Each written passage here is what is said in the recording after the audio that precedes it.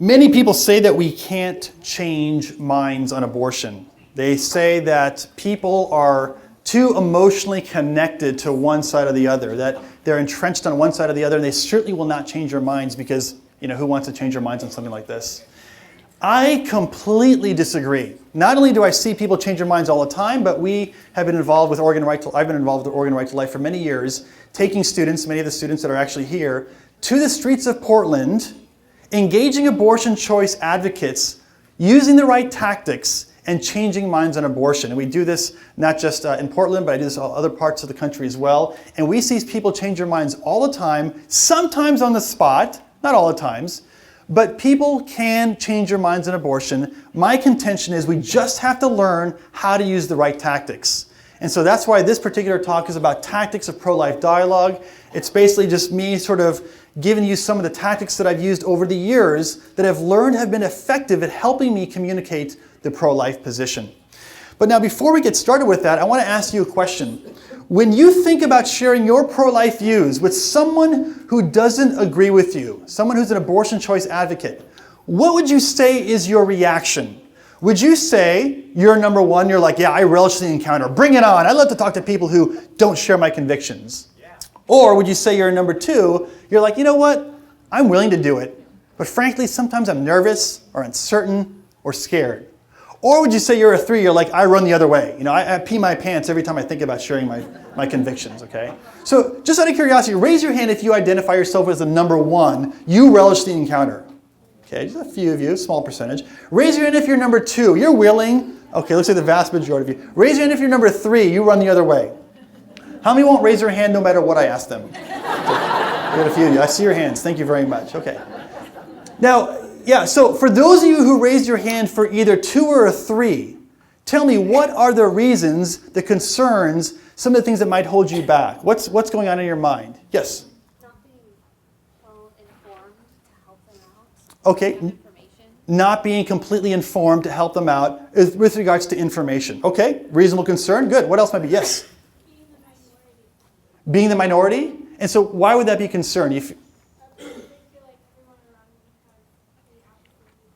Okay, yeah, you feel like everyone around you has the opposite viewpoint. You're just a minority, and that doesn't feel too good necessarily. Yes? Okay, sometimes you might end up being scorned or ridiculed. Yeah, reasonable concern to have. What else might be going on? Yeah, in the very back. If they'll murder a child, they might murder me. Safety. Okay, yeah, just there might be some safety concerns involved. Absolutely, good. Anything else that comes to mind? Yes? Okay, yeah, you might ruin your relationship. You start sharing about your pro-life convictions. They're like, oh, you're one of those. And it's like, oh, boom, relationship's over. Absolutely. So yeah, these are all reasonable concerns. In fact, there are many concerns that I have. In fact, if you were to ask me, where do I put myself on the scale, I would say I'm a number two. I'm willing, but sometimes I'm nervous, uncertain, or scared. Now, keep in mind, I'm the one who gets invited to secular universities and asked to present the pro-life position to a secular university audience. They give me like 15 or 20 minutes to do it, and then they put two microphones at the bottom of the stage, and anybody can come up to the microphone and begin to debate me. And this will go on for an hour. Now, do I relish that encounter? No! I mean, I'm willing to do it, but sometimes I'm nervous, uncertain, and scared. And sometimes, frankly, I run the other way. So don't get me wrong, I'm just like you with regards to having the same concerns. I don't want to mess up my relationships. I have lots of friends that are abortion choice advocates that don't agree with me. So I have those same exact concerns. The problem is not that we have those fears. The problem is when those fears paralyze us from ever engaging in conversation, from ever taking a step forward and using our approach or using our pro-life position to make a case. Okay? So I suggest that with the right tactics, though, this will give us the confidence, despite our fears, despite our unwillingness, besides the fact that we're uncertain or scared, to move forward, to engage in a conversation. And that's what I want these tactics to help you to do, to give you the confidence to step forward, even though you might have some of those fears. Now, I got a number of tactics listed in your notes there. We're not going to probably be able to get to all of them, but I'll go through some of the main ones that I think are key. And the first one is called only one question. Only one question. And when you think about this, people rarely talk about abortion. In fact, if you were to start a conversation about abortion, here's what happens. The conversation will naturally tangent onto all these other subtopics. Okay, and that's sort of a normal thing that happens when you get in any conversation, but especially on abortion. And so you don't end up sticking to the topic. Now, if you're like any normal human being, you'll probably think to yourself, man, there's no way I can be effective at speaking on the pro-life view because I'd have to know everything there is to know about unwantedness or back alley abortions, or I have to know all of the stages of embryology, or I got to know about financial hardship and some of the financial difficulties people face. Or maybe I have to know about statistics regarding rape and incest. And if you're thinking, man, how can I possibly know all that stuff in order to speak about abortion and the pro-life view? And my suggestion to you is you don't. In fact, I don't want you to focus on all these tangents that could arise in a conversation about abortion. Instead, my contention is that if you just focus on one key question, this key question really, if you ask it and answer it, resolves the entire abortion debate. And the key question is, what is the unborn? What is the unborn? This is the key question that if you learn how to bring your conversation back to this key question, this will help you to focus on the issue of abortion and not all these other tangents, which if you follow them, you'll never address abortion, you'll address other things. And then one day you'll come to me and say, well, Alan, I talked about abortion for weeks and months and nobody changed their minds. And I'd say, well, did you talk about abortion or did you talk about unwantedness or financial hardship or these other things? They're related, but they're not abortion. Now let me give you an illustration as to how I know this is the key issue. Imagine that you have a 10-year-old son, or for those of you who are younger here, imagine you have a 10-year-old brother. All right? Now I have an 11-year-old, so I know this actually happens in real life. But imagine one evening, you're working on the computer, you're typing away, and the 10-year-old in your home comes up behind you. And while your back is turned, because you're typing away, you hear him say, "Can I kill this?" Now, before you can answer his question, what are you going to ask him? What is it? Yeah, so you spin your chair around and you notice this 10-year-old is holding a daddy long-legged spider in his hand. What's your answer going to be? That's right. You take one leg, I'll take another leg. Let's pull that sucker in two. Now, what if he's holding the neighbor's cat? What's your answer going to be? I saw a few people nod their heads, okay? I'm not going to point you out, but you might get in trouble. Yeah, maybe that, I'm not sure, okay? Now, what if he's holding his little sister by the neck? What's the answer going to be? No, that kid needs counseling, okay? Right? Notice this question illustrates an important point. Whether or not it's moral to kill something depends entirely upon what it is we're killing. You can't answer the question, can I kill this, until you first answer the question, what is it? And that's why this is a key point that I really want you to commit to memory. If you ask the question, what is the unborn? And it turns out through your scientific or philosophical reflection, it turns out that the unborn is not a human being, then no justification for abortion is necessary. If, however, the unborn turns out to be a human being, then no justification for abortion is adequate.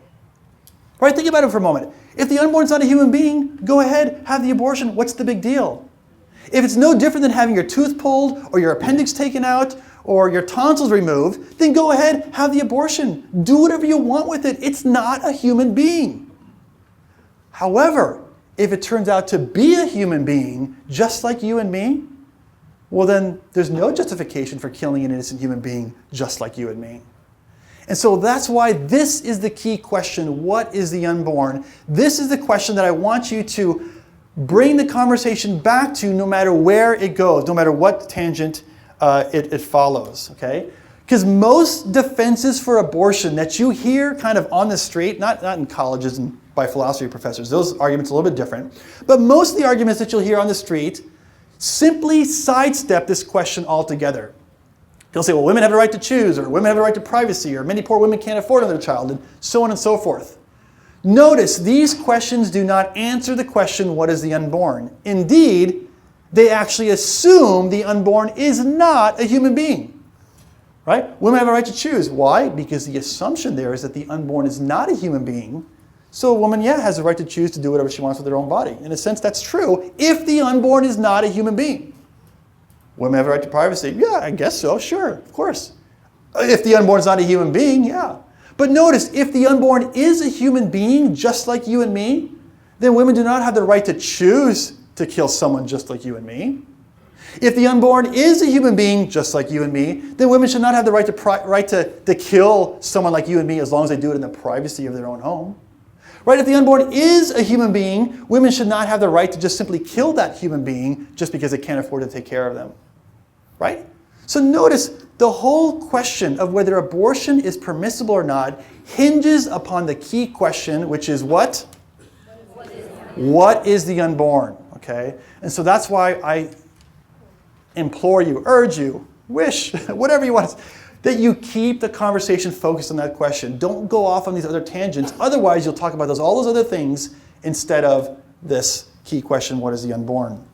Now, obviously, the point in our presentation today is not to go over the scientific defense for the full humanity of the unborn. If you want to know what that is, in other words, if you want to answer the question, what is the unborn, and you want a quick scientific defense, either ask me during the Q&A or ask me afterwards. I'll be happy to give that to you. All we're talking here about is tactics, how to be more effective. And the key thing that I'm trying to tell you at first is focus the conversation on abortion. What is the unborn? Okay, that is the key question. All right, let's focus on another tactic here. We call this the tactic the Colombo tactic. Now, how many of you have ever seen the TV show Colombo? Raise your hand. Amen. Wow, that's awesome. Okay, so if you saw the show Colombo, and if you didn't, I'll just give you a quick summary here. So Lieutenant Colombo basically is a lieutenant, and in every episode of this TV show, you see at the beginning basically a murder or some kind of crime take place. And then Lieutenant Colombo comes onto the scene sometime afterwards, all right? And it's his job to figure out who the killer is or who the criminal is. Now, the beauty of this show is that Colombo comes on the scene and he appears completely inept. All right, he's wearing a jacket. It looks like he slept in it. Right, he's got bedhead. You know, he pulls out a paper to take some notes of the crime scene. He doesn't even have a pen. He's like, "Hey, has anybody got a pen or a paper? You know, something like that."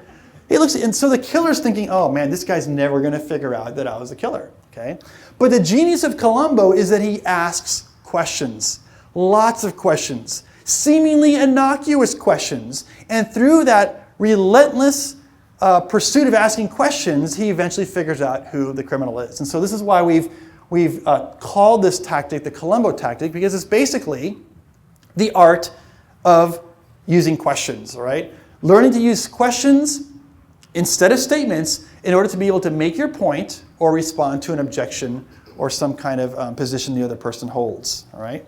Now, the key Colombo question that I want you to learn is going to help you do something that is incredibly important in really all tools of persuasion, but in particularly in persuading the pro-life view. And that's going to help you to do something called reversing the burden of proof. This is what every person, if you are here and you have a desire to persuade people of ideas, you've got to learn this tactic, because it'll help on all things, but it'll definitely help with the pro-life cause as well. Now, before I define reversing the burden of proof, we have to understand what an argument is. Can anyone give me just a rough definition of an argument? It's composed of two parts, so I'll give you 50% credit if you get half it right, okay? But what's the definition of an argument? Yeah, in the back? Premises, logical connections, and a conclusion. Okay, premises, logical connection, and a conclusion. Yes, it's true. In English, though, how do we... You're absolutely right. But yeah, somebody want to simplify it a little bit? Yeah. Yes, you, the glasses, yep. Oh, you're both wearing glasses. How about that? The male. Are you a male? Praise the Lord. Okay. Go ahead, sir. Two people of differing opinions clarifying their stances. Okay, two people of differing opinions clarifying their stances. So you got half it right. It is, you got to have an opinion. You have to make a claim. But you don't even have to have two people in order to make an argument. Okay? So you got half it right. Sir, in the back, by the way, you did get 100% correct, but it's too technical, so we're cool, all right? I like your terminology, but... So, an argument is composed of a claim, but you need something else to make that claim or an opinion into an argument. And what is that other thing you need? Yes? Facts. Yes, facts or evidence. This is exactly right. So an argument is simply a claim with reasons to back it up. An opinion with facts to back it up. Okay? So in this sense, notice an argument is something that any of us probably do on a regular basis. When I fly home today and my wife picks me up from the airport, she might ask me, Alan, do you want to get something for dinner? I say, sure. She goes, where would you like to go? And I'm like, let's go to Taco Bell. Okay. Now at this point, I've simply made a claim. We should go to Taco Bell. Now my wife's a health nut, so she's going to say to me, why would we go to Taco Bell? Okay. And so now when she says, why should we do that? She's asking for a reason to back it up. You know, what crazy reason does my lunatic husband have for wanting to go to Taco Bell? Okay. So I say to her, well, I got a coupon. Okay, 2 for 1 tacos or something like that. So now I've made an argument, right? I've given a claim, we should go to Taco Bell. And my reason to back it up, because I have a financial discount. So that's an argument, right? If my son says to me, Dad, I want to play Xbox. I'm like, why, son? He goes, because I want to build a house in Minecraft. That's an argument, right? I want to play Xbox. Why? To build a house in Minecraft. Now, it may not be a good argument, but nevertheless, that's all an argument is. An opinion or a claim with reasons to back it up. If he doesn't give an evidence or reasons to back it up, it's not an argument. It's just an opinion. It's just a claim. All right. With that understanding of an argument, and by the way, some people usually use the illustration of a house to kind of illustrate this. They'll say, look, a house is like an argument. You got the roof, which is a claim, and then the walls hold up the roof. And notice, without walls, you just have a roof on the ground, which is not a house at all, right? So the walls are the reasons that hold up the claim, the roof, and make it into a bona fide house. Now, here's the key question. What is the burden of proof? Does anyone have a sense of what this word or this term means? It's a legal term. What is the burden of proof? The responsibility to give the evidence. Oh, almost, yeah, perfect. She says the responsibility to give the evidence. And that's exactly it. So I put, it's the responsibility someone has to give evidence or reasons for their view, right? And so here's how the rule works. Whoever makes the claim, it's their job to bear the burden of proof. Okay? So if someone says to you, no one knows when life begins, who's made the claim, you or them? They have. So who bears the burden of proof, you or them? They do. That's right. If you say, I believe abortion is wrong, then who's made the claim, you or them? You have. So who bears the burden of proof?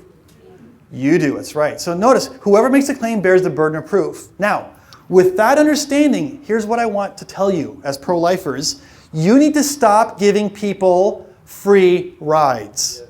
Now, what is a free ride? This is the most common mistake I see people make, whether you're a Christian and you're involved in like street evangelism, or you're a pro-lifer and you're speaking to people who are abortion choice advocates. Here's the #1 mistake they make.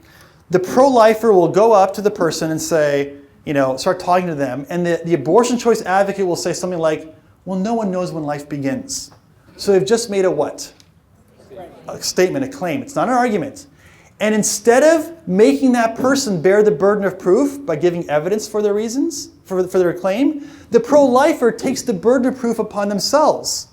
And so they take that person's opinion, they take that person's claim, and they try to defend against it. Like, that's not true. People do know when life begins. We got scientists to say this, and text, and then the pro-lifer goes on and gives a 5-minute defense against a person's opinion.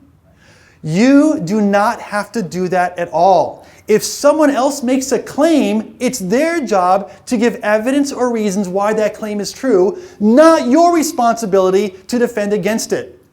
If you feel the obligation to have to respond to every opinion, every claim, every wild story that someone else can spin, of course you'll feel hesitant to want to share your convictions about the pro-life view. Because you'll feel like anything anybody says, I got to somehow defend against it. You don't. If they just give an opinion or a claim, let them bear the burden of proof. And the key way to do this is to use Colombo to help you to enforce that rule. And here's the question that you need to ask anytime someone offers you a roof without walls. Anytime someone offers you a claim or an opinion without any evidence or reasons to back it up. Just ask them this very simple question. How did you come to that conclusion? And then shut up and stay quiet and let them feel the burden of the proof and bear that burden. Because remember, they're the ones who made the claim. It's their job to back it up, not your job to defend against it. So they say, well, no one knows when life begins. You just ask them, interesting opinion. How did you come to that conclusion? What reasons do you have for thinking that's true? Again, it doesn't have to be the exact words. How did you come? if you ask, what reasons you have for thinking it's true, or why should I believe what you just said? Or explain to me your rationale for why you think that's the case. So for example, people might say, the unborn is not a human, but a potential human. Now, you probably know the answer to this, right? You probably know how to respond. I do. But when somebody first says this, my response is not to defend against it. They've just given me an opinion. They've just given me their claim. They've just given me a roof without walls. I should not treat it like a house. Treat it like it actually is, and that is it's an opinion. And so I simply would say to them, even though I know I can give an hour lecture as to why that's false. I don't. I make my job 10 times easier by simply asking them this. How did you come to that conclusion? And then I just stay quiet and listen. Because I want to see, do they have a principled reason for why that's true? Or are they just simply emoting or offering opinions? Because anybody can offer all kinds of opinions. I mean, I'm a follower of Jesus Christ. I'm a Christian. But I've had people telling me, well, Alan, Jesus traveled to India, and that's why he teaches reincarnation. I don't have to give a response to that. I just simply say, really? Why should I believe that's true? I don't have to be an expert in history or know first century, Judaism or anything.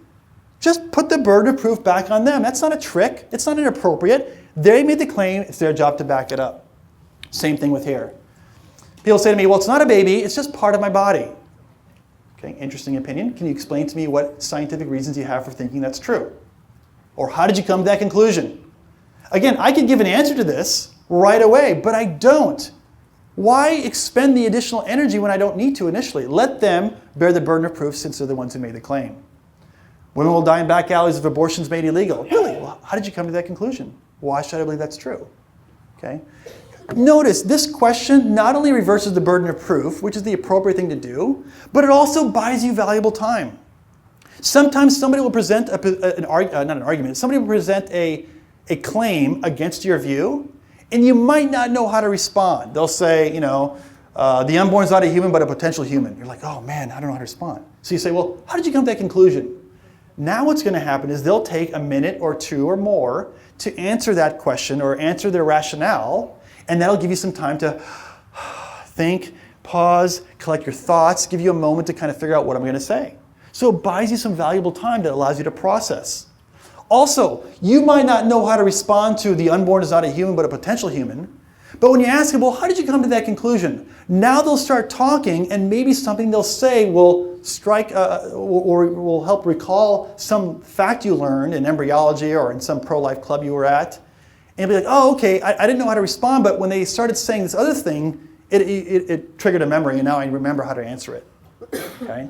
So it buys you time, it gives you more material to work with, but most importantly, it does the key thing it's supposed to do, and that is put the burden of proof back on them, which is where the burden of proof belongs.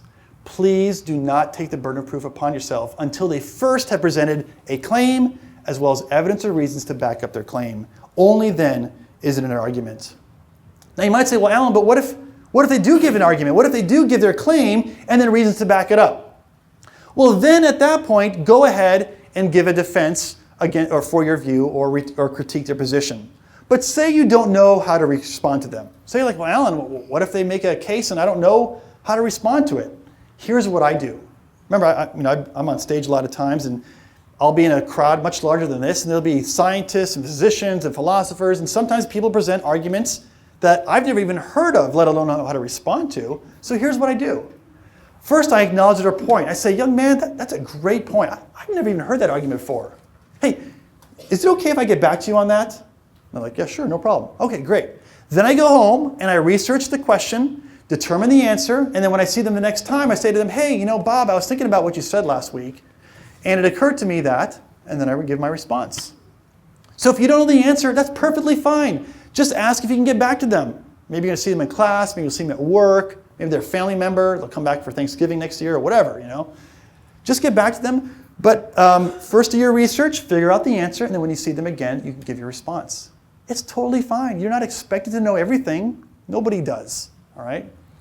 So that's how I deal with it when they give me, only after they've given me not only their claim, but also evidence or reasons to back it up. They've given me an argument. Only then is it appropriate to respond with either a defense for your view or or if you don't know the answer, go ahead and just say, hey, I'll get back to you later on. Okay, so that's the Colombo tactic. Now, let me mention this one here. Let's see, we end at 12:05, so we got 15, 20 minutes. Okay, so we'll just do this one as well. This is called narrating the debate. And narrating the debate is something that chances are you've already done, but it'll help you in situations where you're confronted with a steamroller or someone who's a rapid-fire objector, okay?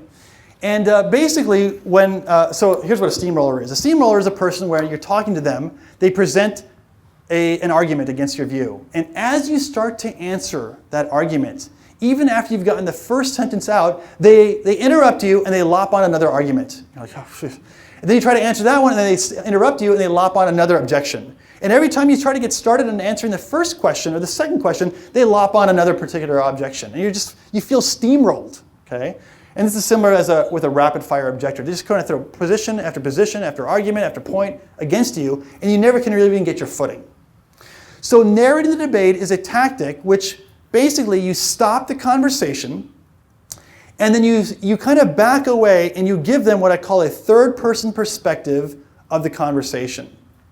So it's almost like you're looking down at you and them talking, and then you describe to the person you're talking to what's going on. Hey, we were having this conversation and you brought up this point. I tried to answer it, but before I could finish, you interrupted me. Do you see kind of what happened there? So you're kind of giving them an account of what happened, and sometimes this will help them to be like, oh yeah, you're right, sorry, I'm not even giving you a chance to talk, So this is a great tool to help you in those situations, all right?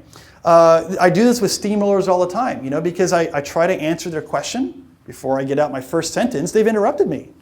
And so sometimes you have to kind of not shame them in like a really humiliating way, but be like, hold on a second, wait a minute. You asked me a good question. Do you want an answer? I'm willing to give an answer, or do you just want to hear yourself talk, or what's the deal? And so how aggressive you are with shaming them might vary depending on how many times they've done this to you.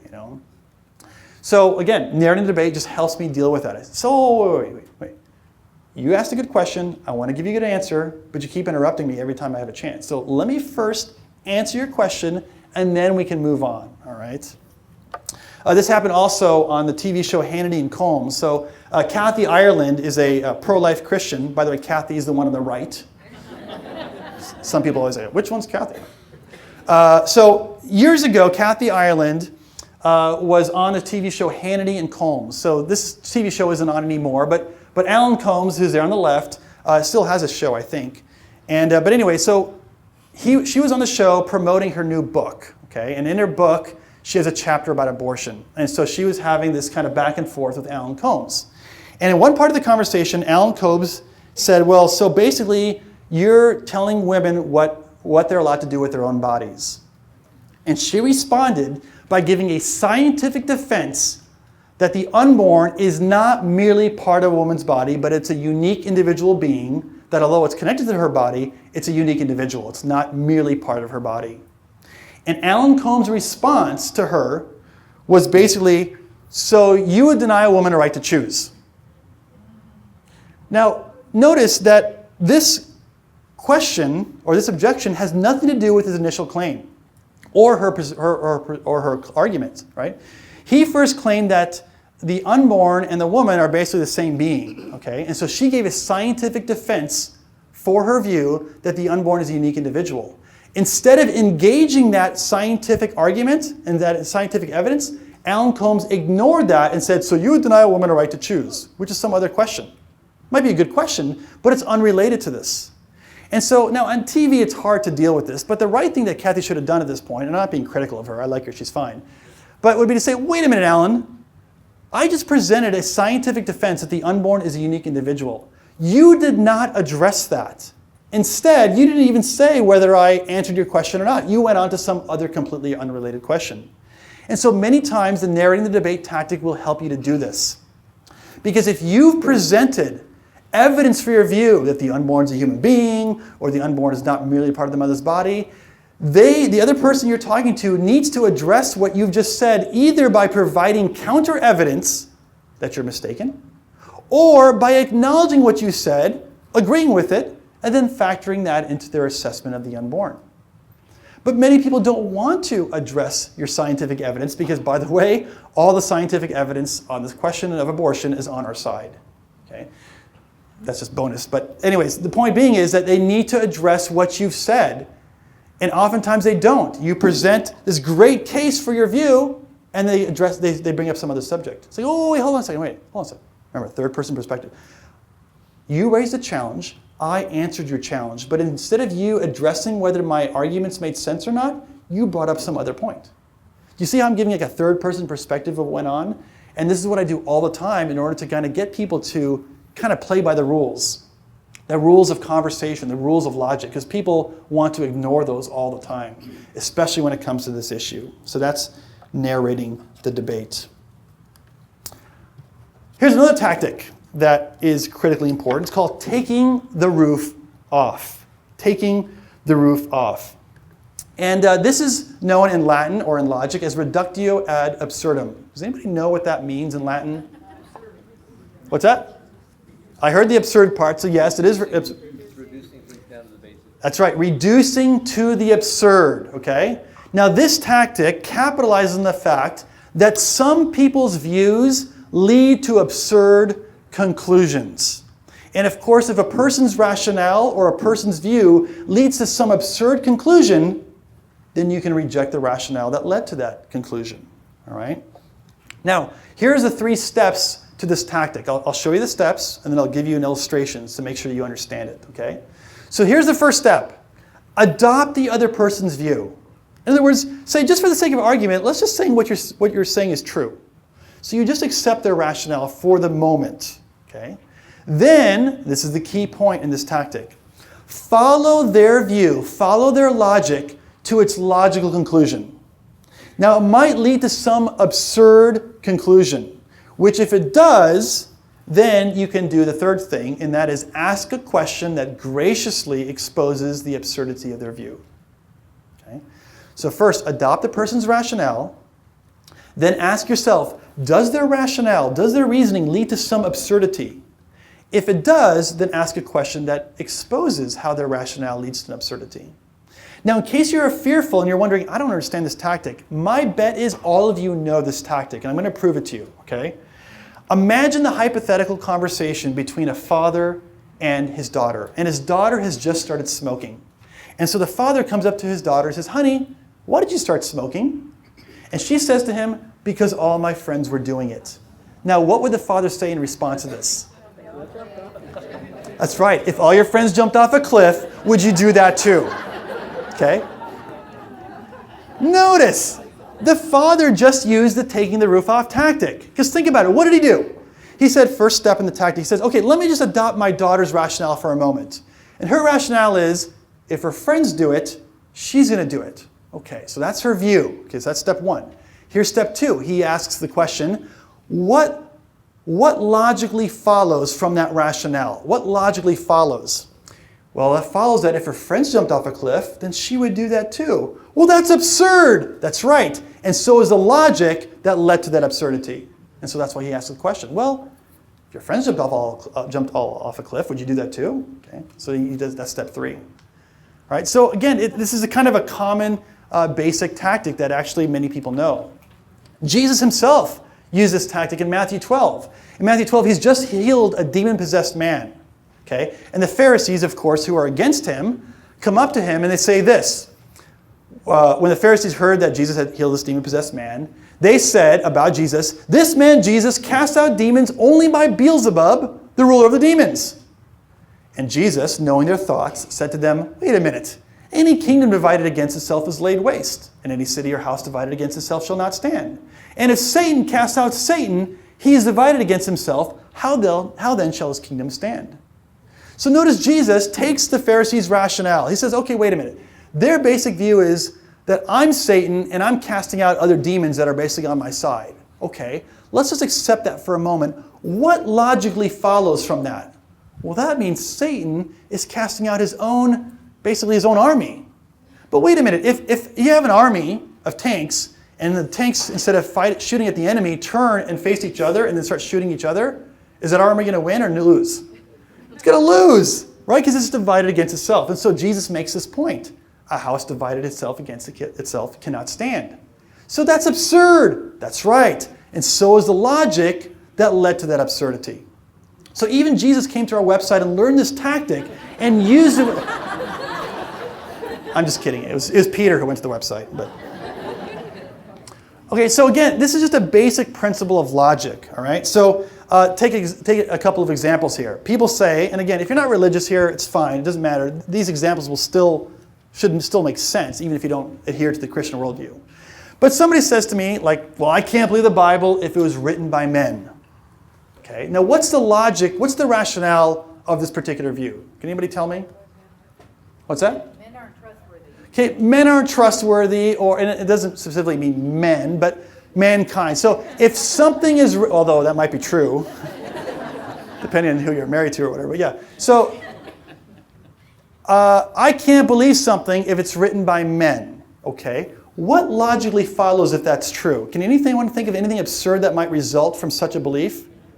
Yes? That every book written by a man. That's right. There's a lot of books written by men that you wouldn't be, like the DMV manual, math books. I mean, a whole bunch of books are written by men. So what, you're going to reject it? That's absurd. That's right. So is the logic.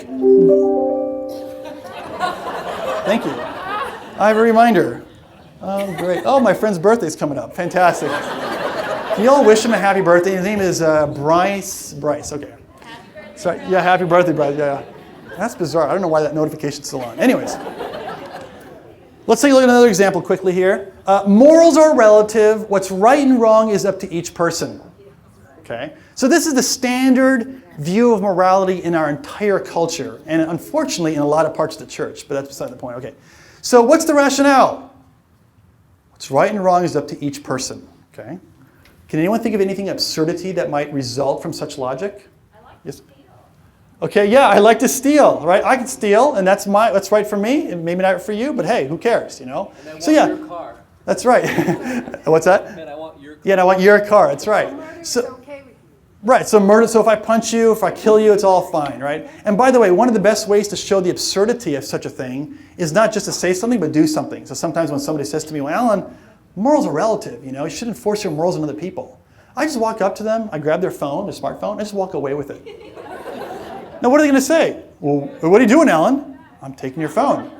You can't take my phone. Why not? That's stealing. Oh, well, that might be wrong for you, but it's not wrong for me. You know, don't force your morality on me. You know, to each his own. Whatever floats your boat.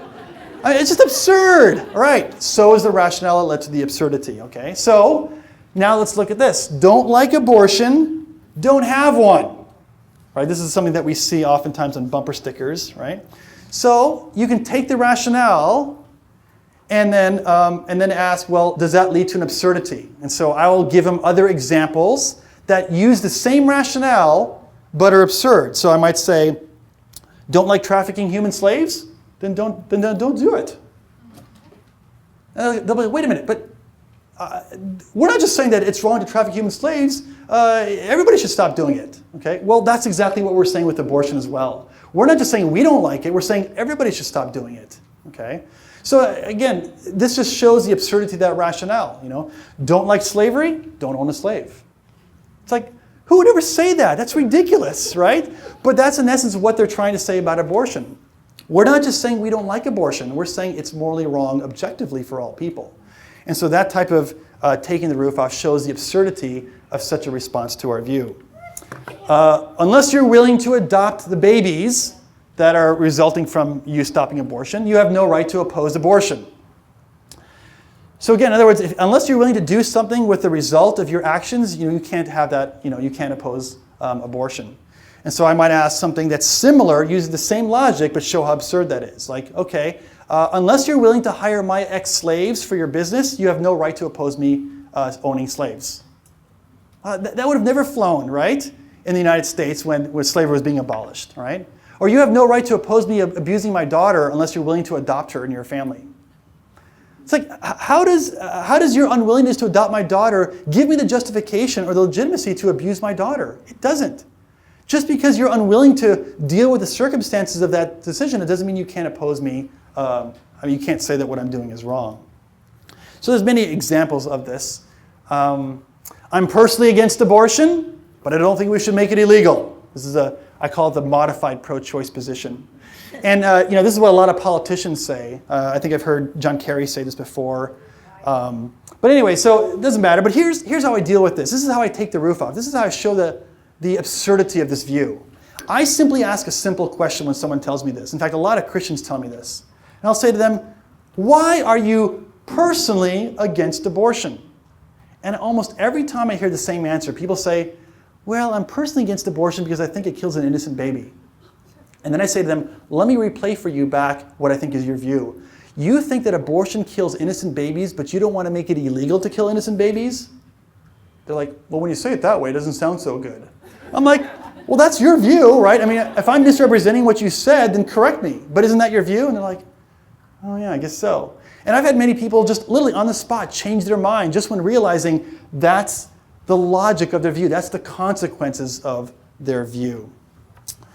So again, taking the roof off, again, it's reducing their views to an absurdity. Now we're short on time, so I'm just going to get to this last tactic that I was required to address. And that's the SLED test. And this is a simple argument against abortion. And here's basically why this tactic is needed. Here's the moral logic of the pro-life view. We say it's wrong to kill innocent human beings. The person who said logic and philosophy over there, was that you in the back, sir? Yeah, you'll get this. Okay? It's wrong to kill innocent human beings. Abortion kills an innocent human being. Therefore, abortion is wrong. The first two sentences are what they call premises, and the third sentence is the conclusion. And this is what's in logic called a valid deductive argument, meaning if these first two sentences are true, then the conclusion follows logically by necessity. Okay? So which of the first two sentences is more controversial, the first or the second? Second, that's right. Abortion kills an innocent human being. Now, again, the science of embryology proves the unborn is a human being. Okay, we can go over that at some other point, but that's true. So this logic flows correctly, and therefore abortion is wrong. But here's what many people who are abortion choice advocates say. They say, no, it's not wrong to kill innocent human beings. It's wrong to kill innocent human persons. And abortion might kill an innocent human being, but it doesn't kill a person. Therefore, abortion's not wrong. In other words, what they're saying is, the unborn might be a human being, but it's not a person. Now, if anyone ever says this, what question comes to mind really quickly? What's the difference? Yeah, exactly? What's the difference? Now, what's the difference between a human being and a human person? Now, they have to have an answer to this question because they've just made the incredible claim that there exists a group of human beings out there that we can kill with impunity simply because they're not persons. Well, which one of those are? I mean, it's hunting season. I like to go hunt these humans, you know? That'd be fun. That's crazy. So here's what they'll do. They'll give all sorts of characteristics or qualities that they believe makes a human being into a person. Oh, well, persons are people who are able to be aware of their own existence over time. And the unborn can't do that. Therefore, it's a human being, but it's not a person. Or persons are people who are aware of moral categories. And the unborn is not like that, so therefore... And so they'll give all kinds of characteristics and qualities that they believe makes a human being into a person. And the SLED test is an easy way to categorize all of the possible characteristics that might fall under that question. Okay? In other words, there's basically 4 kinds of ways that the unborn differs from a born human being. But as I'm about to show you, none of those 4 ways are relevant to disqualify the unborn. So there's size, level of development, environment, and degree of dependency. And you can remember these 4 ways with the acronym SLED. Okay? So notice, what I'm saying is, yes, the unborn is truly different than a born human being. Yes, they are different in these 4 ways, but these 4 ways are not relevant to disqualify the unborn from personhood. And let me give you an example. Take the first one, S, in the word SLED, stands for size. Yes, it's true, the unborn is smaller than a born human being. But why does how big you are have some relevance as to how valuable you are? The Guinness Book of World Records recently got together the tallest man and the shortest man in the world. Okay? Obviously, Sultan is taller, larger than Chandra, who only stands at, what, 1 foot 9 inches? Poor guy, right? Does the fact that he's larger mean that he's somehow more valuable or more of a person than the smaller guy? What's the answer? No! I was like, phew. So afraid you guys lost all your logic for a moment. Yes, he's more valuable because he's bigger. There's more of him. No, of course not. My daughter, who's only 9 now, is smaller than me. Does it mean she's more valuable than, or less valuable than me? Of course not. Well, the unborn is just simply smaller still, so we can't disqualify the unborn from being valuable because we don't disqualify Chandra or my daughter is less valuable simply because they're smaller, because size is irrelevant. What about the L in SLED? This stands for level of development. Yes, it's true. The unborn is less developed than a born human being. But why does being less developed somehow disqualify you from being a valuable human being? Here's my son when he was just like a month old, okay? I know, isn't that precious? Now when he talks back to me, it's not as cute. But we all know this point, right? We loved it, okay? So, okay, you didn't take my daughter. My daughter's 9. She hasn't even fully developed her reproductive organs yet. She can't get pregnant. And yet probably a lot of the women in this room can get pregnant because you're more developed than my daughter. Does that make my daughter less of a human being? No. Does it make her less valuable than you? No. Because it's just level development. Well, the unborn is just less developed than my daughter. And so therefore we can't disqualify the unborn from being valuable for the same reason we don't disqualify born people who are less developed. Okay? The E stands for environment. Yes, it's true, the unborn is in a different location, different environment than a born human being. But where one is, as Frank Beckwith, who's speaking today, is, where one is has no bearing on who one is, as he says quite often. Right? People who float up in space in a spacesuit or swim underwater with scuba gear, they've changed environments. They're still exactly as valuable as they were when they're walking on planet Earth. Because where you are has no bearing on who you are.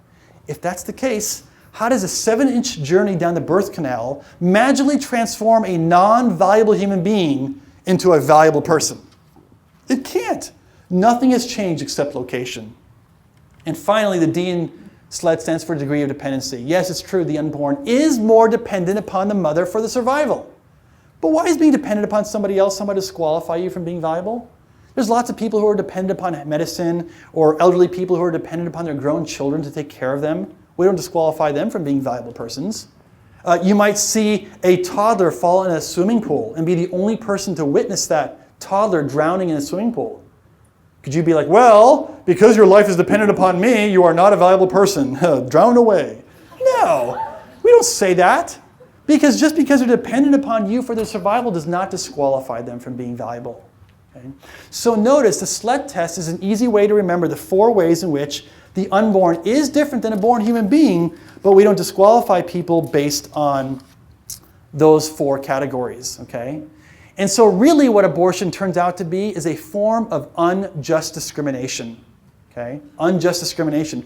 History is crowded with many examples where a class of human beings has been disqualified from being valuable simply based on an arbitrary characteristic. Right? We've seen this happen with African Americans in our own country. Notice they were a class of human beings that was disqualified from being valuable based on an arbitrary characteristic. What characteristic? Their skin color. Why? So they could be kidnapped and used in forced labor. The Jews were also discriminated against in World War II.